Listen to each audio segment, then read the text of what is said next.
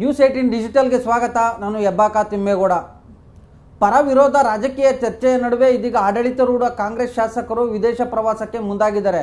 ಹೌದು, ಇವತ್ತು ಮಧ್ಯರಾತ್ರಿ 12:30ಕ್ಕೆ ಕೆಂಪೇಗೌಡ ವಿಮಾನ ನಿಲ್ದಾಣದಿಂದ ಹೊರಡುವಂಥ ಮಲೇಷಿಯಾ ಏರ್ಲೈನ್ಸ್ ವಿಶೇಷ ವಿಮಾನದ ಮೂಲಕವಾಗಿ ಸುಮಾರು 20ಕ್ಕೂ ಹೆಚ್ಚು ಶಾಸಕರು, ಮತ್ತೊಂದು ಕಡೆಯಾಗಿ 7 ಮಂದಿ ವಿಧಾನ ಪರಿಷತ್ ಸದಸ್ಯರು ಈ ಒಂದು ನ್ಯೂಜಿಲೆಂಡ್, ಮತ್ತೊಂದು ಕಡೆಯಾಗಿ ಆಸ್ಟ್ರೇಲಿಯಾ ಪ್ರವಾಸವನ್ನು ಕೈಗೊಂಡಿದ್ದಾರೆ ಅಂತ ಹೇಳಲಾಗ್ತಾ ಇರ್ತಕ್ಕಂಥದ್ದು. CM ಸಿದ್ದರಾಮಯ್ಯನವರ ಬಣದಲ್ಲಿ ಗುರುತಿಸ್ಕೊಂಡಿರ್ತಕ್ಕಂಥ ಬಹುತೇಕ ಶಾಸಕರು ಮತ್ತು ವಿಧಾನ ಪರಿಷತ್ ಸದಸ್ಯರೇ ಈ ಒಂದು ಪ್ರವಾಸದ ಪಟ್ಟಿಯಲ್ಲಿದ್ದಾರೆ ಅಂತ ಹೇಳಲಾಗ್ತಾ ಇದೆ.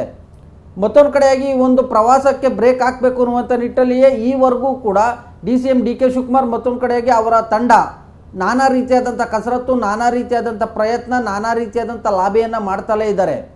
ಆದರೆ ಇದ್ಯಾವುದಕ್ಕೂ ಕೂಡ ಡೋಂಟ್ ಕೇರ್ ಎನ್ನದೇ CM ಸಿದ್ದರಾಮಯ್ಯನವರ ಬಣದಲ್ಲಿ ಗುರುತಿಸ್ಕೊಂಡಿರ್ತಕ್ಕಂಥ ಶಾಸಕರು ಇವತ್ತು ಪ್ರವಾಸವನ್ನು ಕೈಗೊಳ್ತಾ ಇದ್ದಾರೆ.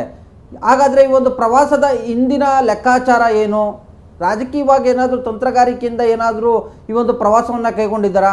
ಹೌದು, ಖಂಡಿತವಾಗಿಯೂ ರಾಜಕೀಯ ಲೆಕ್ಕಾಚಾರದಿಂದಲೇ ಈ ಒಂದು ಪ್ರವಾಸವನ್ನು ಕೈಗೊಂಡಿದ್ದಾರೆ ಅಂತ ಹೇಳಲಾಗ್ತಾ ಇದೆ. ಹೇಗೆ? CM ಸಿದ್ದರಾಮಯ್ಯನವರು ಈ ಹಿಂದಿನಿಂದಲೂ ಕೂಡ ಹೈಕಮಾಂಡ್ ಗಮನಕ್ಕೆ ತರ್ತಾ ಇದ್ರು. DCM DK ಶಿವಕುಮಾರ್ ಅವರ ಬಣಕ್ಕೆ ಬ್ರೇಕ್ ಹಾಕಬೇಕು, ಅವರು ಕೊಡ್ತಾ ಇರ್ತಕ್ಕಂಥ ಮಾಧ್ಯಮಗಳ ಹೇಳಿಕೆಗಳು, ಮತ್ತೊಂದು ಕಡೆಯಾಗಿ ನಾಯಕತ್ವ ಬದಲಾವಣೆಗೆ ಸಂಬಂಧಪಟ್ಟಂತೆ ಹೈಕಮಾಂಡ್ನಿಂದ ಆಂತರಿಕವಾಗಿ ಒಂದು ಕ್ಲಾರಿಟಿ, ಆಂತರಿಕವಾಗಿ ಒಂದು ಸೂಚನೆ, ಆಂತರಿಕವಾಗಿ ಒಂದು ಸಂದೇಶ ಬಂದರೂ ಕೂಡ ಎಲ್ಲ ಒಂದು ಕಡೆಯಾಗಿ ಅದನ್ನು ದೊಡ್ಡ ಮಟ್ಟಕ್ಕೆ, ನಾಯಕತ್ವ ಬಿಕ್ಕಟ್ಟನ್ನು ದೊಡ್ಡ ಮಟ್ಟಕ್ಕೆ ಸೃಷ್ಟಿ ಮಾಡ್ತಾ ಇದ್ದಾರೆ ಅನ್ನುವಂಥ ನಿಟ್ಟಲ್ಲಿ CM ಸಿದ್ದರಾಮಯ್ಯನವರು ಹೈಕಮಾಂಡ್ ಮುಂದೆ ಸಾಕಷ್ಟು ರೀತಿಯಲ್ಲಿ ಒತ್ತಡವನ್ನು ಏರಿದ್ರು, ಮನವಿಯನ್ನು ಮಾಡಿದರು ಅಂತ ಹೇಳಲಾಗ್ತಾ ಇದೆ. ಇದ್ಯಾವುದಕ್ಕೂ ಕೂಡ ಹೈಕಮಾಂಡ್ ಕ್ಯಾರೆ ಎನ್ನದೇ ಎಲ್ಲೋ ಒಂದು ಕಡೆಯಾಗಿ ಅಡ್ಡಗೋಡೆ ಮೇಲೆ ದೀಪ ಇಟ್ಟಂತೆ, ಎಲ್ಲೋ ಒಂದು ಕಡೆಯಾಗಿ ಈ ಒಂದು ಬಡ ರಾಜಕೀಯ ಬಿಗಡಾಯಿಸುವಂತೆ ಮಾಡಿತ್ತು ಅಂತ ಹೇಳಲಾಗ್ತಾ ಇದೆ. ಸೊ ಹೀಗಾಗಿ ಹೈಕಮಾಂಡ್ ಗಮನವನ್ನು ಸೆಳೆಯುವಂಥ ಒಂದು ನಿಟ್ಟಲ್ಲಿಯೇ ಇದೀಗ ಮುಖ್ಯಮಂತ್ರಿ ಸಿದ್ದರಾಮಯ್ಯನವರ ಬಣದ ಶಾಸಕರುಗಳು ವಿದೇಶ ಪ್ರವಾಸವನ್ನು ಕೈಗೊಳ್ತಾ ಇದ್ದಾರೆ ಅಂತ ಹೇಳಲಾಗ್ತಾ ಇರ್ತಕ್ಕಂಥದ್ದು. ಯಾಕೆ? ಬಜೆಟ್ ಅಧಿವೇಶನ ಬರ್ತಾ ಇದೆ.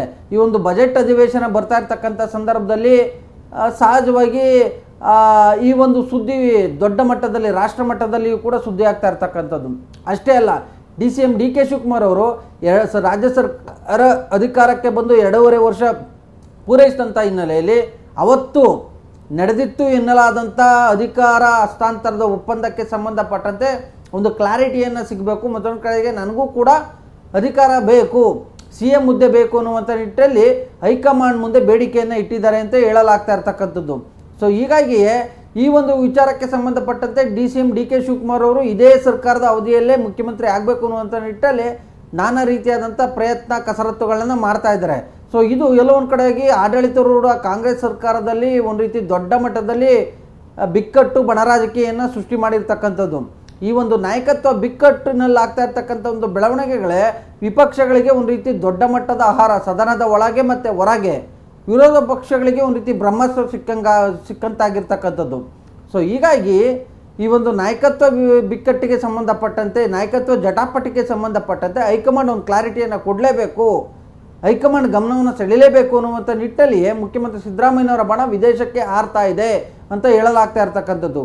ಹಾಗಾದರೆ ವಿದೇಶಕ್ಕೆ ಒಂದು ವೇಳೆ ಶಾಸಕರು ಹೋದಂಥ ಸಂದರ್ಭದಲ್ಲಿ ಇಲ್ಲಿನ ಒಂದು ಪವರ್ ಪಾಲಿಟಿಕ್ಸ್ ಅಲ್ಲಿಗೆ ಅಂದರೆ ವಿದೇಶಕ್ಕೆ ಏನಾದರೂ ಶಿಫ್ಟ್ ಆಗುತ್ತಾ ಅಂತ? ಹೌದು. ಯಾಕಂತ ಹೇಳಿದ್ರೆ ವಿದೇಶಕ್ಕೆ ತೆರಳುವಂಥ ಶಾಸಕರು ಅಲ್ಲಿ ಕೂತ್ಕೊಂಡೇ ಏನಾದರೂ ರಾಜಕೀಯ ದಾಳಗಳನ್ನೇನಾದರೂ ಉರುಳಿಸ್ಬೋದಾ? ಮುಖ್ಯಮಂತ್ರಿ ಸಿದ್ದರಾಮಯ್ಯನವ್ರನ್ನೇ ಮುಂದುವರಿಸಿದ್ರೆ ಮಾತ್ರ ನಾವು ಈ ಒಂದು ಸರ್ಕಾರಕ್ಕೆ ಬೆಂಬಲವನ್ನು ಕೊಡ್ತೀವಿ, ಅಥವಾ ಬೇರೆಯದ್ದೇ ಹೇಳಿಕೆಗಳನ್ನು ಕೊಡುವಂಥದ್ದು, ಮತ್ತೊಂದು ಕಡೆಯಾಗಿ ತಮ್ಮದೇ ಆದಂಥ ರಾಜಕೀಯ ತಂತ್ರಗಾರಿಕೆಯನ್ನು ರೂಪಿಸ್ತಾರ? ಹೀಗೆ ಹಲವಾರು ಕುತೂಹಲಗಳು, ವ್ಯಾಖ್ಯಾನಗಳು, ವಿಶ್ಲೇಷಣೆಗಳು ಕೂಡ ಈ ಒಂದು ಶಾಸಕರ ವಿದೇಶ ಪ್ರವಾಸದಿಂದ ಹೊರಹೊಮ್ಮಿರ್ತಕ್ಕಂಥದ್ದು. ಮತ್ತೊಂದು ಕಡೆಯಾಗಿ ಈ ಒಂದು ಶಾಸಕರ ಒಂದು ಪ್ರವಾಸದ ನೇತೃತ್ವವನ್ನು ಪಶುಸಂಗೋಪನಾ ಇಲಾಖೆ ಸಚಿವರಾದಂಥ ಪಿರಿಯಾಪಟ್ಟಣ ವೆಂಕಟೇಶ್ ಅವರೇ ವಹಿಸ್ಕೊಂಡಿದ್ದಾರೆ ಅಂತ ಹೇಳಲಾಗ್ತಾ ಇತ್ತು. ಆದರೆ ಪಿರಿಯಾಪಟ್ಟಣ ವೆಂಕಟೇಶ್ ಅವರು ಈ ಒಂದು ವಿಚಾರವನ್ನು ತಳ್ಳಿ ಹಾಕಿದ್ದಾರೆ. ನನ್ನನ್ನು ಫಸ್ಟ್ ಕರೆದಿದ್ರು, ಆದರೆ ನಾನು ಬರ್ತೀನಿ ಅಂತ ಹೇಳಿದ್ದೆ, ಆದರೆ ಈಗ ಹೋಗೋದಿಲ್ಲ, ನಮ್ಮ ಫ್ಯಾಮಿಲಿ ಜೊತೆ ಹೋಗೋಣ ಅನ್ನುವಂಥ ಒಂದು ಮಾತನ್ನು ಹೇಳಿ ಬರ್ತೀನಿ ಎನ್ನುವಂಥ ಒಂದು ಮಾತನ್ನು, ಅಂದರೆ ಫ್ಯಾಮಿಲಿ ಜೊತೆ ಮತ್ತೊಮ್ಮೆ ಹೋಗ್ತೀನಿ ಎನ್ನುವಂಥ ಒಂದು ಮಾತನ್ನು ಮಾಧ್ಯಮಗಳ ಜೊತೆ ಹೇಳಿದರು. ಆದರೆ ನಿನ್ನೆ ಮತ್ತು ಇವತ್ತಿನ ರಾಜಕೀಯ ವಿದ್ಯಮಾನಗಳ ಪ್ರಕಾರ ಅವರು ಕೂಡ ಹೋಗ್ತಾರೆ ಅಂತ ಹೇಳಲಾಗ್ತಾ ಇದೆ. ಆದರೆ ನಮ್ಮ ನ್ಯೂಸ್18 ಜೊತೆ ಮಾತನಾಡಿದಂಥ ಸಂದರ್ಭದಲ್ಲಿ ಅವರು ಅಡ್ಡಗೋಡೆ ಮೇಲೆ ದೀಪ ಇಟ್ಟಂತೆ ಮಾತನಾಡ್ತಾ ಇದ್ದಾರೆ.